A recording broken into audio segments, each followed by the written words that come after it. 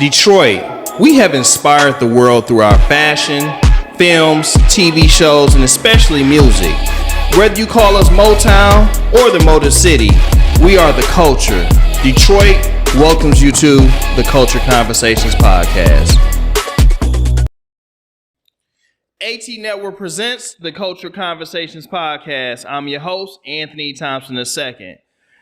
For all of you film buffs, all you film enthusiasts, I got one of the veterans in the game here today. My man, Darren Brown. What's up, my guy? What's going on, man? How's everything? Man, you know, I'm blessed, highly favored, and just living life, baby. Yeah, man. I'm doing the same, man. Getting through it right now. But I know we got a lot to talk about, points to hit on. So, all right. Oh, for sure. Well, you know, I'm going to start off. I'm going to take you all the way back. Okay. Let's take you all the way back as one of the pioneers of filming in our beautiful city of Detroit. Yes. I mean, you really on some old Berry Gordy Motown type stuff. And I'm going to take you back to Project 313. Yeah. Oh, man. Take us back to that time. Like, how did that happen? What made you even say, I'm going to shoot my own movie? And you was like, nobody was really shooting movies out here. So I'm going to tell you, that's not even my first movie. What? That's what I heard of. Hold on, what you shoot? It was not my first movie, man. I actually shot a love story that I wrote with Rocky Black at the time. So you know Rocky and Janaea. Yeah, I know them very well. Yeah. This one, Janaea was she was still kind of doing books. Yeah. And me and Rocky, we partnered up to shoot a film, our first film. I never knew that. Man, I've had my hands in all of the history of Detroit filmmaking, like to any degree, bro. Like, you know, whether we work together, whether I worked with, whether I worked for, like I've been, you know, in the root of everything for the most part. Got you. Yeah. So we did that, and then Project 313 came along, man. Guy had a script that he wrote, and you know, I was like, cool, you know what I'm saying? I shoot.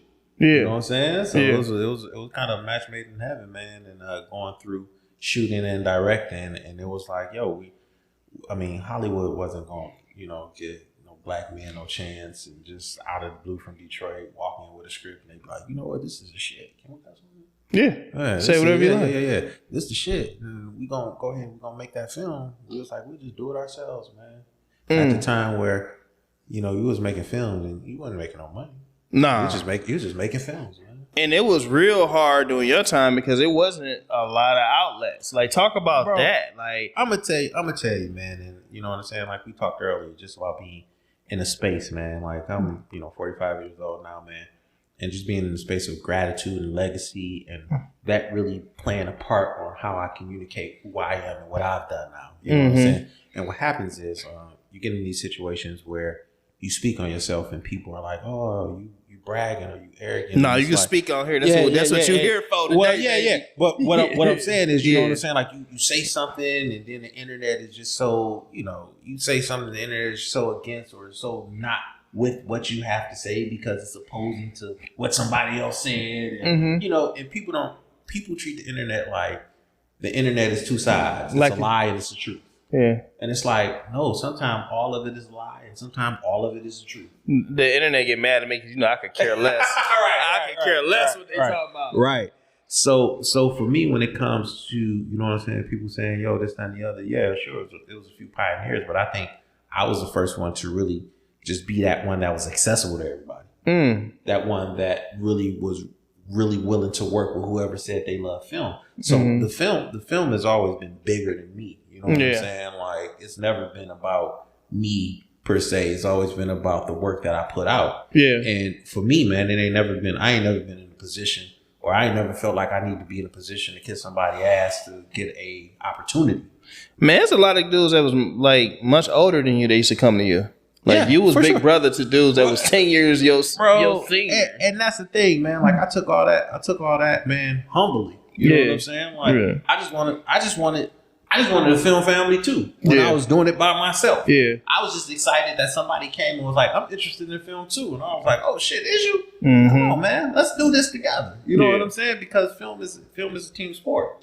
You know what I mean? What? So, and you take it all the way back. You even take it back to even the Slum Village days. Bro. You know what I'm saying? When me and Young RJ was some youngsters over in Southfield. Yeah, man. So because I've always been around just the culture, period. You know what I'm saying? Like I got tapes in my basement when Proof used to have the rap battles. Oh yeah. Yeah, you know what I'm saying? Yeah. Like I got tapes when Proof and Bizarre was rap battling. I got tapes, you know what I'm saying? I grew up on 7 Mile hip hop shop. Let me tell you something. They need some of that footage because Big RJ is talking about doing Slum Village series, movie. Okay. They talking about doing Dilla movie. Yeah. You still got, do I need to connect you? I got everything. Yeah. No, I ain't got, I don't worry. I'll make sure that happens. Y'all need to connect so that they need that footage, bro. Yeah, I got all that, bro. And it's just like being a part of the entire culture and being known as a filmmaker throughout the years. You know, like what people don't understand is like, right now, man, Detroit got it easy as fuck. Like anybody who wake up and be like, yo, I want to act. Like, nigga, you can go and just call somebody and get in a movie. And that was not happening. Hell no. It wasn't even enough fucking movies for you to just call somebody and be like, yo, you know what I'm saying? Sure, like, you couldn't even get in a video, let alone a movie.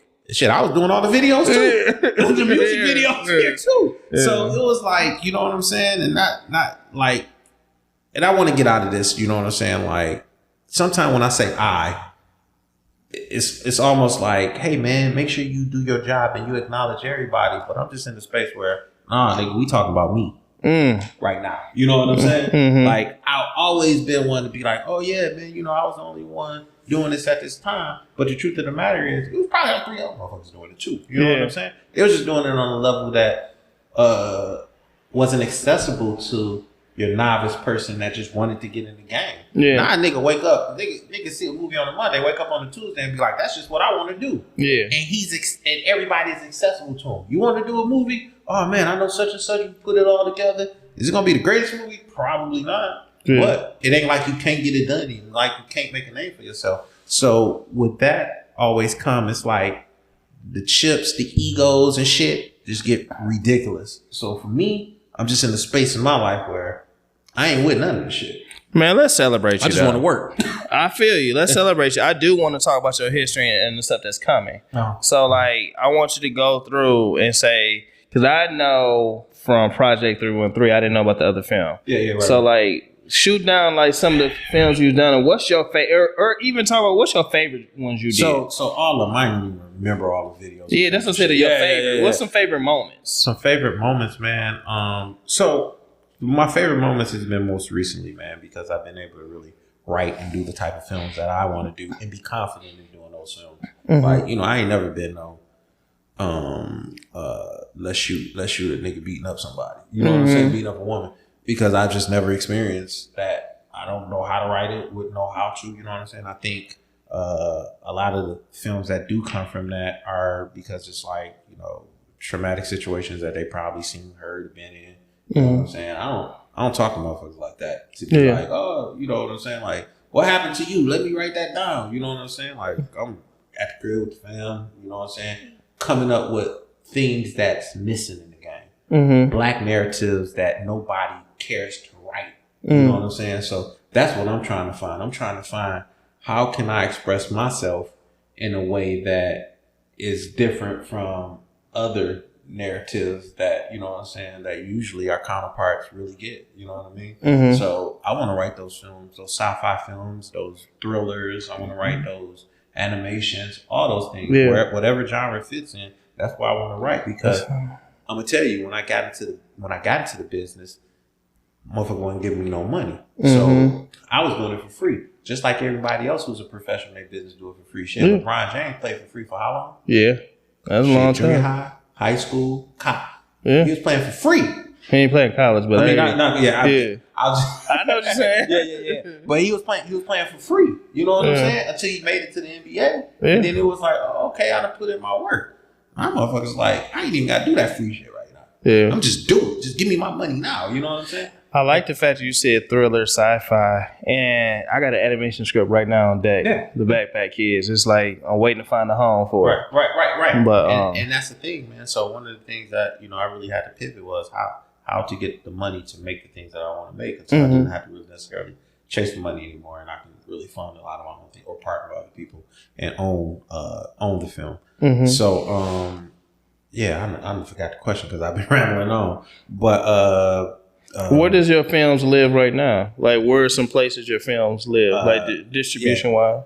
CW, Tubi. Mm-hmm. I've worked on other films that's been featured, like BET, Mm-hmm. of other places. You know what I'm saying? Most recently, that's kind of where my films have been, which has been a blessing and great situation. Yeah.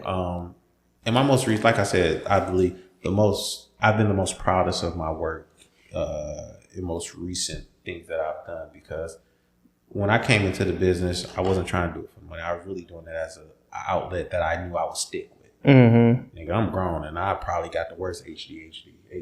You know what I'm saying? So I got to do something that's going to keep me going and keep me busy and keep me excited and keep me all these things. So for me, I really do films for the sanity and just hope that people love it enough to give me some money. Shit, that's really my philosophy on the film. You know what I'm saying? Like, I'm doing it to keep myself together. And if you like what I wrote and you want to give me some money, I'm grateful for that too. You know what I'm saying? But the goal is really just to keep my scruples together. So you don't need one of those what's those pets called? What? The pets that you take on the plane with you. Oh, emotional. You don't need emotion. You need emotional films. I got a whole fucking family. I don't need no pets. I don't need a dog, a cat, a salamander, none of that shit. I saw recently that you were speaking at Revolt. Yeah. Is it the World Festival? Yeah, it's Revolt World. Revolt World. Yeah. That's big. That's huge. Yeah. So it was fun too, man. I really went out there and enjoyed myself. And one of the things that I really got to do was do one-on-one mentoring with people that actually came there. So what they do is they give you like a small classroom or a small little situation. Mm-hmm. And what you do is you actually mentor them one-on-one and give them information that they need. And then, you know what I'm saying, they walk away. I went last year and seen how it was done. And they asked me, invited to come back and do it this year. So I was really grateful for that, man. It was a real nice experience. And I'm just happy that, you know, people still kind of look at me and look at my talent and look at what I do and say, okay, this is the one right here. You know? So just making projects. Like I said, for me right now, the highlight of what I'm doing is making projects that just transcend past the just Black dysphoria. Mm-hmm. You know what I'm saying? Mm-hmm. Making shit that says, oh, okay, it's more to it, and we can think a lot further than just this right here. Yeah. Because to be honest, man, like, ideas to make movies don't cost nothing. Mm-hmm. The execution don't cost anything. The same thing, you shooting some shit that, you know what I'm saying, that's just like provocative and stuff, costs the same amount as if you shoot something that's thought provoking. Mm-hmm. Yeah. You know what I mean? So what's your passion and your purpose and how you align? But I don't never fault people that do that, because that's their story, that's their life, that's what they want. Yeah. And that's what they either know how to make or want to make or whatever. And like I said, it all goes back to a motherfucker keeping the sanity. So if you making that keeps you sane, keeps your family fed, keeps you going to do another one, then do that. You know what I'm saying? But just know that that's not the only type of stories that we have. How for the artists especially, how do you get the funding for your films? How are you able to shoot these budgets? Trust that when you go out here and a person trusts you enough to not run away with their money, do things that you didn't say that you were going to do with their money. You know what I'm saying? So, and then, you know, you gotta have some type of history or play of returns. You know what I'm saying? Luckily for me, people believed in me and they, you know, was like, oh yeah, man, we really like the project. We really want to see the project grow. And anybody who's invested with me has been patient to know that we're gonna get this money back. You know what I mean? And that has happened plenty of times. So it's just about getting started, man. You know what I'm saying? You got to do something. So that's why I say I don't never fault people who make films and it's like, oh, that don't look like. Well, you got to start somewhere. Yeah. You know what I'm saying? You got to do something. So what's the traditional outlet? So is it just going to friends and family? Is it loans? Is it the film festivals? Like, what is the traditional route? Way to do it to get to money. get funding to shoot? Like, what's the route you would say? I know nobody's Film- story is the same. Yeah, film is a business, man. Like, where would you get money if you wanted to open up a restaurant? You know what I'm saying? Like, you can go to a bank. You know, it's places that fund films. You can go to your partner. You can go to somebody with some money. But at the end of the day, like a lot of people go out there and start and say, "Oh man, I need to go and get some money." Don't have no idea how much money they need to properly do it. Yeah. Like people be like, "Oh man," they come, "Hey Darren, how much you paid to make that movie for?" "Oh, I made it for 50,000." So that's the number. "Oh, I need 50,000," but you don't need 50,000. Yeah. I don't always need 50,000. Yeah. You know what I'm saying? Because it depends on the relationships that you have with people. Like, you know, for me, I call somebody and I say, "Hey, can you do this?" Some people are excited to work with me and be like, "Hell yeah, let me know what I need to do, what I can't do." But I'm always about treating whoever works with me fairly. So, you know, a budget can be a budget for somebody who has $20,000. You know what I'm saying? I can probably do it for $5,000. It depends on who it is who's asking for the money. You know what I mean? Like you, in your case, like you may know people. And you can go and get $50,000. You probably get more money than you need for a movie. Somebody else probably can't get $5 for a movie, depending on who they are and their character. Depending on who you are and the relationships you've built. Your character and all that shit. So, real talk. You know, the people who find it hard to get money usually is like either you asking the people that don't believe in you or don't have it. Or niggas ain't fucking with you. Yeah. Yeah, or don't have it. Or you, your circle is they don't have it. And movie money is money that you might as well it's just disposable. You just better, you know, if you ain't got it to give, don't give it. Don't give it. Yeah. So when what area are you focused on the most when you're doing films? Are you the EP, the producer? Are you the director? It evolves every film. My most recent films, I've been really directing heavy. One of my films, I was DP.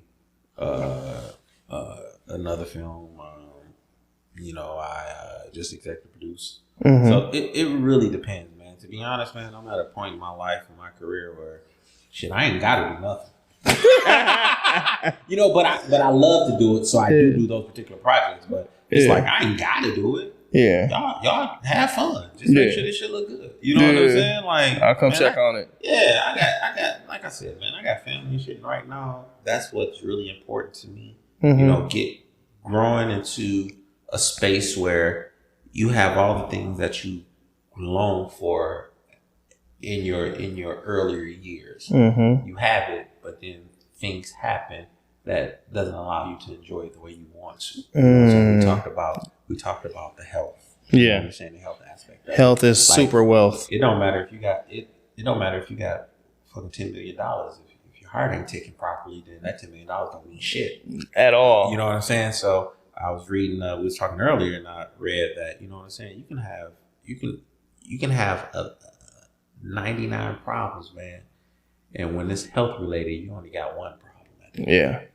Because nothing else matters. Nothing else matters till that's fixed. So for me right now in my career is and it makes me a better artist because what we're writing is life. You know what I'm saying? So it allows me to be grown in create those situations that allows me to give insight. You know what I'm saying? My insight, other people's insight, and write scripts that's like, oh, I get it. It's a little bit more to it than just one-liners and shock value lines and shit like that. So you want to write intelligent films? Like you really want people to be thought-provoking? I believe I do. Yeah. You know what I'm saying? You know, one of the leaps that I did have was with the film Melanin. That was pretty much a reimagining of the Watermelon Man. Some people say, you know, I forget the name of that one movie, the Soul Man. No, Soul Man. Well, what's you know what I mean? So it's like that was something that I really wanted to take on. I wanted to show people that, hey, man, we can do certain narratives. That's not always, you know, you cheated on me or you know, baby daddy, baby mama drama, and all this other shit that goes on. You know what I mean? Different markets. Yeah, we know those stories, and you know, people consume them, and that's perfectly fine. You know what I'm saying? Me, I'm just not. If I was to do it, it would be done in a way that's not ordinary, I guess. You know what I'm saying? Like not linear. You know what I mean? It would be something a little bit more thought provoking, a little bit more challenging to do, but easy to receive. Do you feel that at this time your audience is growing, and is your audience maturing with you, or had you had to go find a new audience? I feel like I'm still finding my audience. Okay. Like, I mean, I don't have, you know, I have people who watch, and I have supporters. Now, will I go as far as to say that I do have an audience? I don't know if I have an audience, but I shoot for a particular person to watch. You know what I'm saying? And the type of films that I make, like, I go to where I try to make it to go to where the audience is too. You know what I'm saying? I'm still early in my career, bro. So I'm experimenting with everything until I know exactly what that it is. What that is, you know. And I think we are doing it, man. For people who's working, you know what I'm saying, who does a ton of movies, people who do 2 or 3 movies, like, they're really doing it for the people that enjoy that. You know what I'm saying? We can't be concerned about the people who don't fuck with it, because we're wasting our time, money, energy to try to convince you should like this. We have a ton of people who already love it. So let's nurture it. Let's hold on to them. Yeah. And satisfy them. You know? So outside of film, is there anything else that's going on in your life or new hobbies or things you want to go into? Man, so currently, man, you know, I really just being an advocate for, you know, Detroit film, man. I'm really big on that. I don't know if I'm slowing down in that particular genre of film, and you know, sharing my story, because people don't know, like, going into it, and also being damn near a pioneer of film award shows as well.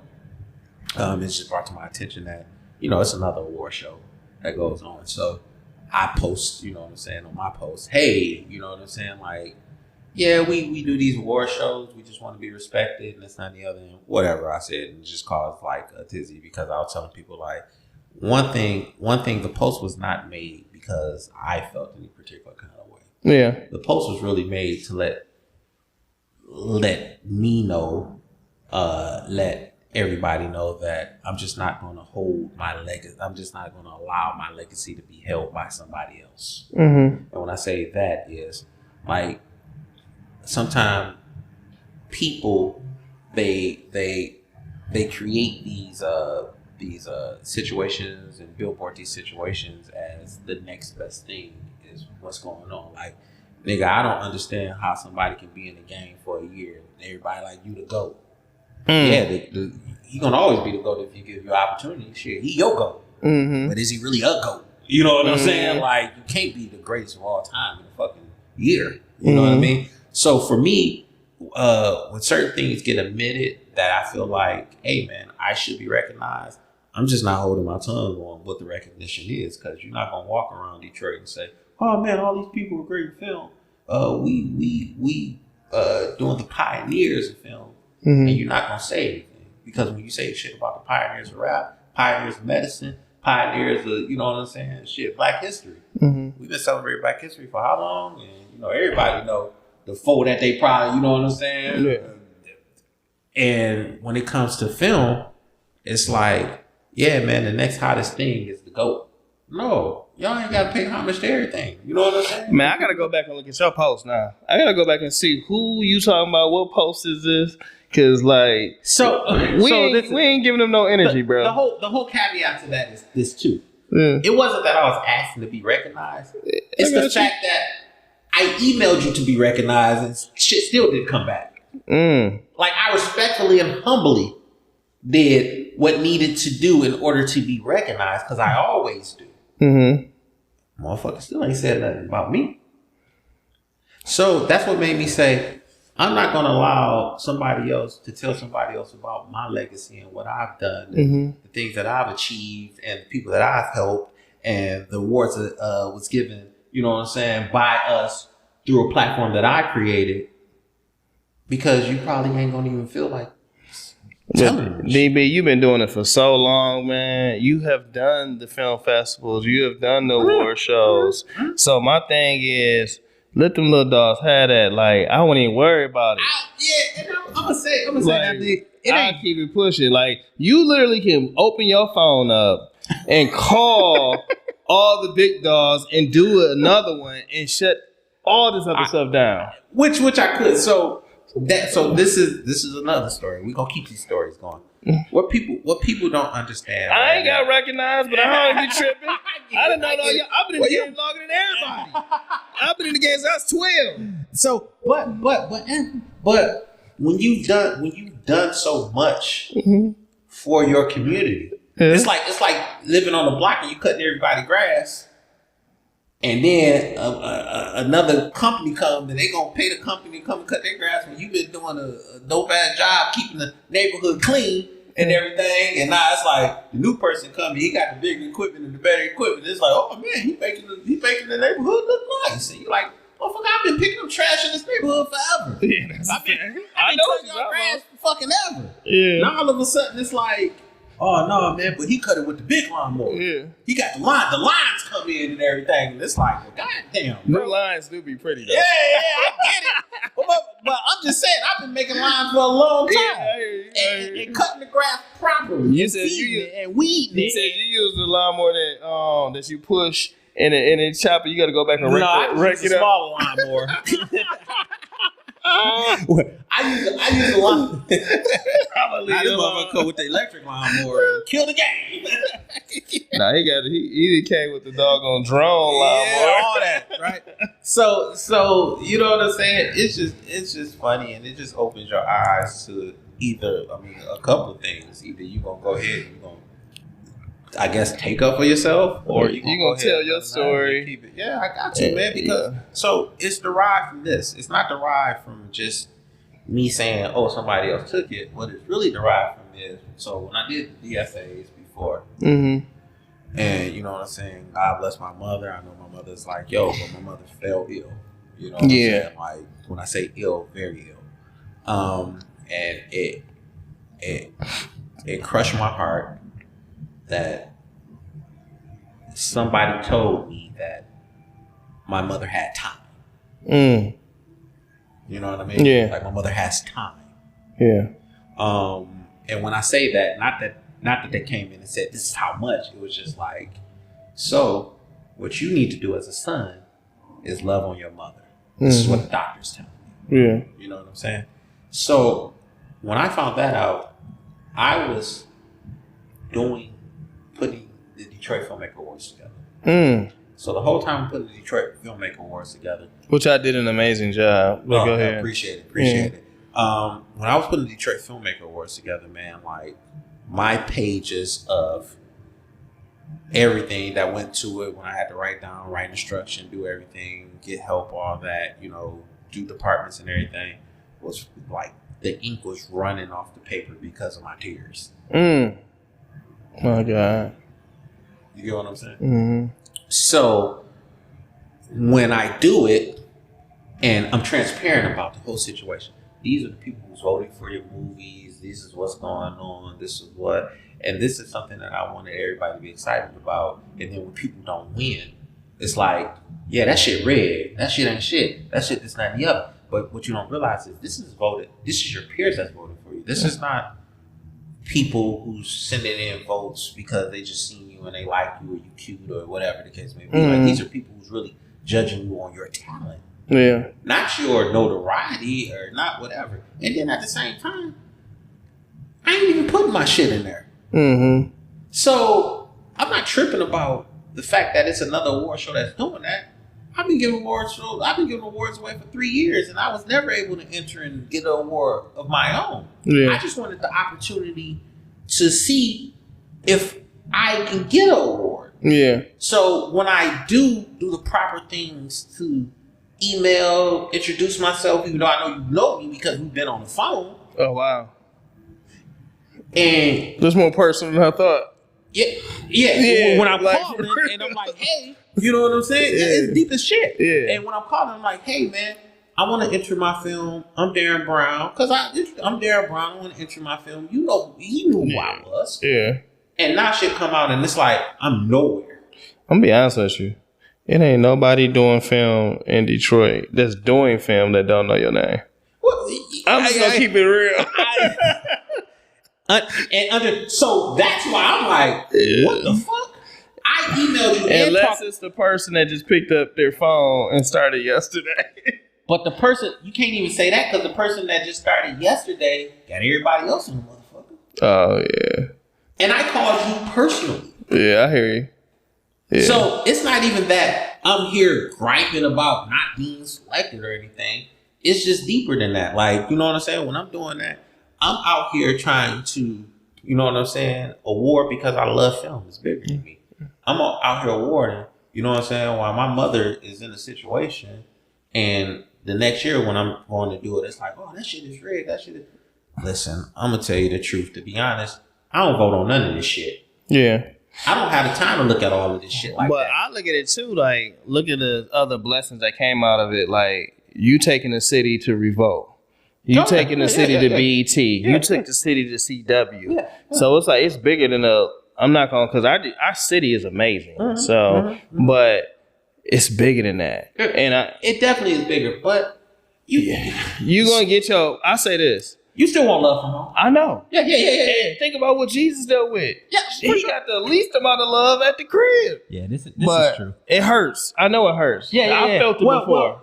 I felt it before. It hurt more because the time that I was trying to put in to bring the community together, I found out that it provided a little bit of separation. And the fact that I was like, after I did that, like, why the fuck am I spending time with my mama trying to make war shows? I need to spend time with my mama. Yeah. I ain't got to, y'all, you know, I do this and it's like, oh, I just be with my mama. You know what I'm going to be real with you, DB. I think God had you walk through that for a reason. Oh, I think he had you walk through that so that your eyes would be open, them scales would drop, and then so that you will not only do what's important, but it'll help you take our city and our state to the next level in the majors with the majors. I'm gonna tell you it has, and I'm gonna tell you even the other thing. So what happened was, even with the DFAs, we would have all these things. You would have to go into Film Freeway. You have to submit your film. I had a panel of 40 people watching these films. I had a panel of maybe 10 from Dorothy Redmond, who lives in Paris, that showed her friends, and they voted as well. So for me, I was getting it out to the masses. Oh, I know what you was doing. I was really I'm campaigning for these films. These films are being watched overseas. These films are being watched in places that we have no idea that they're being watched and being voted on in a way that makes sense because it's on Film Freeway. I think that your impact can be even bigger and even deeper. And I'm going to say it this way. I think you need to have a time period each year and have the Darren Brown community, DB's community, and like what you did at Revolt, one-on-one, do small groups. Pick 10 to 15 filmmakers. Let me tell you, the shit. I used to do this thing called Speedcast. Right?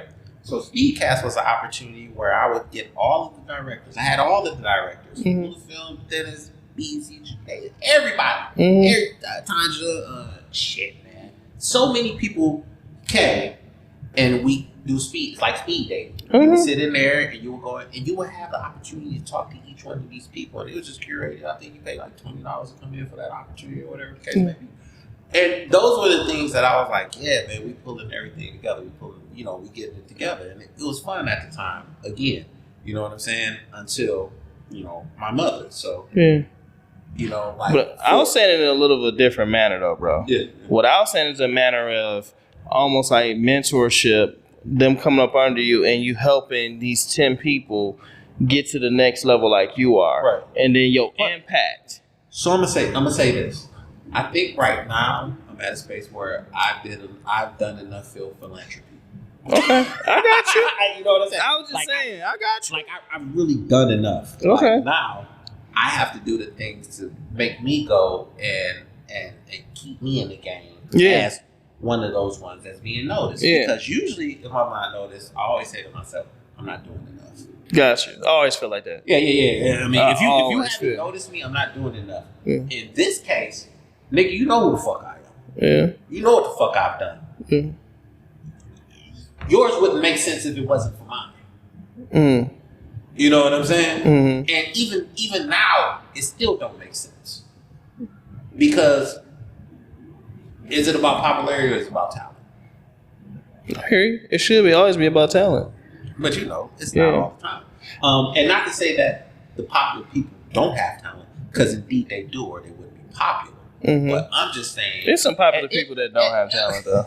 I'm just gonna be. And I'm just saying that's me being humble. And that's what I'm saying. Like that's what I'm saying. I can't worry about everybody else. I got to start campaigning for me.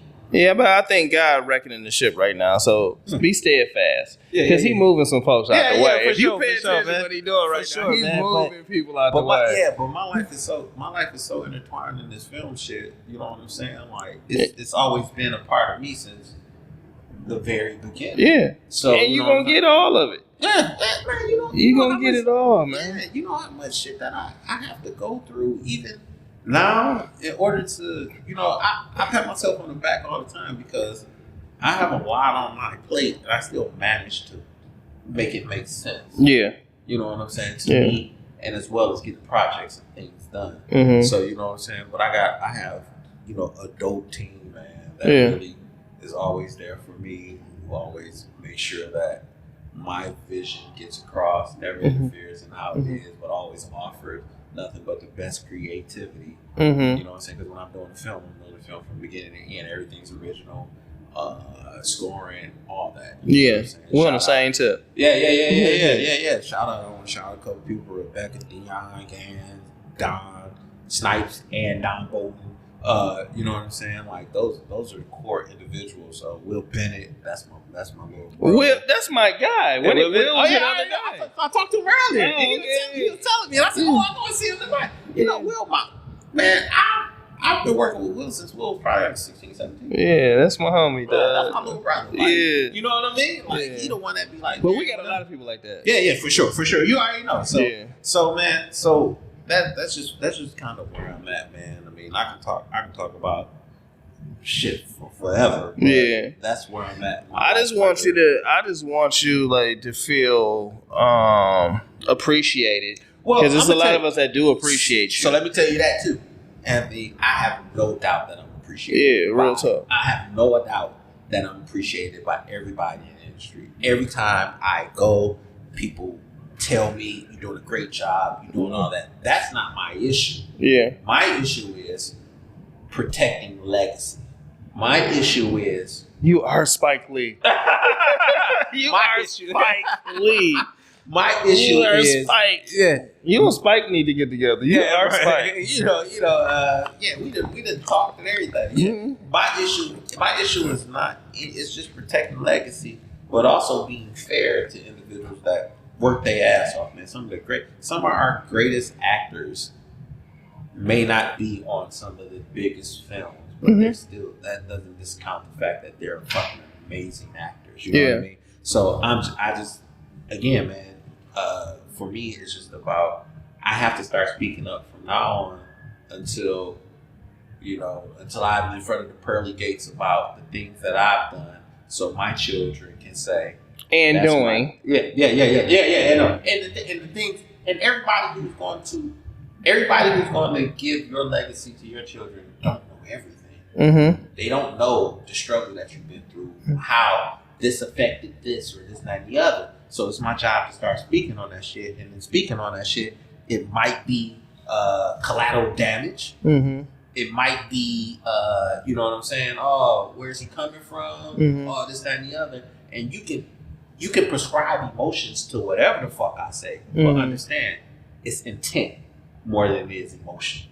Wow, man, Darren. Yeah, you, bro, have done a lot in this game. Yeah, I appreciate it. I really think you've gotten a lot of credit more outside of home. Yeah, more outside. Because I've seen you on some big stage, bro. I appreciate it. A lot of people was like, man, bump the crib. I give all this up to do that. I just want you to know, like, a lot of us appreciate you. We see it. We see the blessings in your life. Well, I appreciate the inbox too, bro. Like, oh, for sure. I really appreciate that. I was like, oh shit, Anthony, it is okay, man. Because like I said, I ain't did a podcast in a minute because I've just been laying low. But I know this right here is very important because Thank you. You know what I'm saying. You do a lot, so you understand the struggle. You understand the family balance. You understand so much that goes into it. That it was like, yo, I have to come and talk to you and give you, like, this is probably the most that I've said personally on a podcast. We need it. Yeah. I really need. I really want our city to come together even more, but I want our state, because like when I say Detroit's the headquarters of entertainment in the state of Michigan. For sure. But Flint, Lansing, all the Saginaw, those are cousins, and we love y'all. Yeah. You know. And it's so much more of them that need to touch you and grab and learn from you too. So it's like I can't wait to see more of our state come together. And I just think that here, you know, they calling us 2B capital right now, but I think it's gonna be bigger than that. And well, I think you're gonna be at the forefront. Yeah, it's definitely. And I'm okay with not being, but. What I mean at the forefront, what I mean is you helping usher into the next level. Yeah. It's gonna be big enough, and they gonna like. This is what happens at a lot of majors. You might not know the person. It might be somebody that's like, I ain't gonna say new, that's been making their moves, they making noise, and they say, "Oh, cool, we like that project. Hey, we want to attach Darren Brown to it because we know the quality level, and he understands the system." Right. He understands the system. You know, we in systems. No, definitely. We understand the systems. Definitely. And then that's how I think a lot of stuff, once you put your stamp on it, stuff gonna move. And I think it's just make sure some of my projects. It's a balance. I think it's also a balance in this industry of people being honest. And I can tell everybody, you know what I'm saying? Like I work with certain people, and the people that I work with, I'm gonna be honest with you. The people that I've worked with, their film has won awards. Mm-hmm. Undeniably, if I'm part of that shit is winning something. Mm-hmm. And I'm not even gonna bullshit you. No, I'm not watching. I'm gonna pull you through, and this shit is gonna get done. You know what I'm saying? But what happens is, I'm also a teacher, and I can also be the person that pushes you to the point where it's uncomfortable. Yeah. You know what I'm saying? So if you don't want that, then no, don't call. I mean, anybody that come from music videos to films and shoots unorthodox angles that people don't even think about. Be like, what made you do? Right. And just like people talked about how Hype Williams with the colors. Yes. He would come with yes, I've studied you. Yeah, yes, I have. But just saying, like, bro, you're a legend. We know you're a legend. Yeah. And my thing is, like, I just think your legendary moment is going to be once you take other people through the system to the top, and you're going to have to put your name on it. Well, no. And that's the thing. You know what I'm saying? It's definitely the thing. I think the last two movies, the last two movies I did before the movie that I did last, those were projects that were people in my camp that wrote. Yeah, I like that. Yeah. Oh, yeah. We got to put each other on. So those two projects, Homeboy and Dimes, were a product of Sarita Cheatham and Donald Bolton. And Dimes is moving. Oh, Dimes is a little. Yeah, Dimes is old, but it knows a little bit.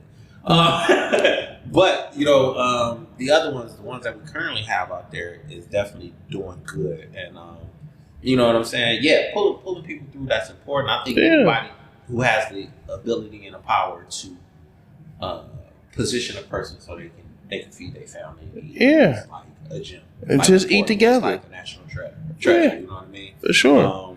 So yeah, man. No, I do totally believe that part because that's just how I am. Yeah. You know what I mean? But again, man, sometimes you gotta block out the noise. Absolutely. Block the noise out.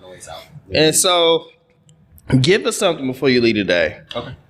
Give us two things. One thing we want to know is, what do you have coming up? Okay. And then the second point is, what is it that you want to solidify your legacy? Oh, beautiful. So number one, check me out, DarrenBrownMedia.com, Darren Brown Films on IG. Check out Melanin. Check that out on Tubi. Get more money there. Check out Melanin, which is a great film. Check out Homeboy. Check out Together. Check out Dimes. Mm-hmm. Check out what else is on there? Shameless Laughter 1 and 2. You did that one? Yeah. I didn't know you did that. Yeah. Okay. So me and Jarvis. Okay. Jarvis, he executive produced it. I kind of directed the whole thing. And put it all together. Okay. Yep.